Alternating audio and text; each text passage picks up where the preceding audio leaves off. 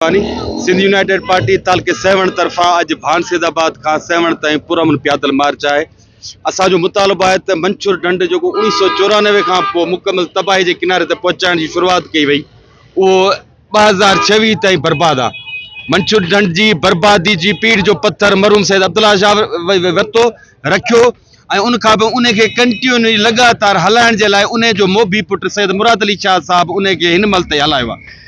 मुराद अली शाह साहब के समझण घुर्जे तो मंसूर ढंढ से लागापियल हज़ारे एकड़ ज़मीन वह मुकम्मल तौर पर खारो थी चुकी है, खत्म थी चुकी है, वह तबाह हाल है। तव्हां साहब यो तव्हांजो खुद जो ज़मीन उते गैराबाद पियल आहिनि। छा इहा मंसूर ढंढ कुदरती तौर पर जो मिठो हुयो उहो हाणे मिठो नथो थी सघे। सेवण तालके में गुज़रियल वॾे अरसे खां वठी 18-19 साल पीपल्स पार्टी जी हुकूमत दौर आहे। गुज़रियल वॾे अरसे खां वठी सेवण तालके में बदमनी आहे।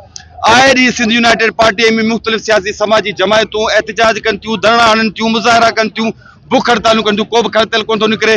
जेको माण्हू घर मिसकीन माण्हू के गरीब मिसकीन माण्हू को आम मोटरसाइकिल ते पुरानी मोटरसाइकिल ते घरां निकिरे तो शहर ते पहुचे तो उनके इनजे घर वरण या पकाने का असांजे घर जो वॾो वापसी खैर सां पहुचंदो।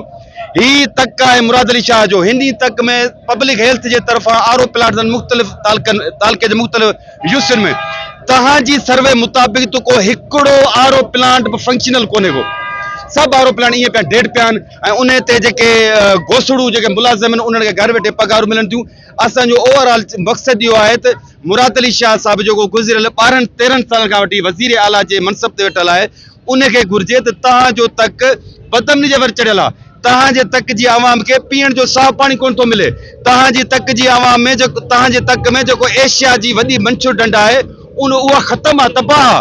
उन तबाही के बुनियाद ते हज़ारे एकड़ ज़मीन गैराबाद इनके वता बहाल कयो।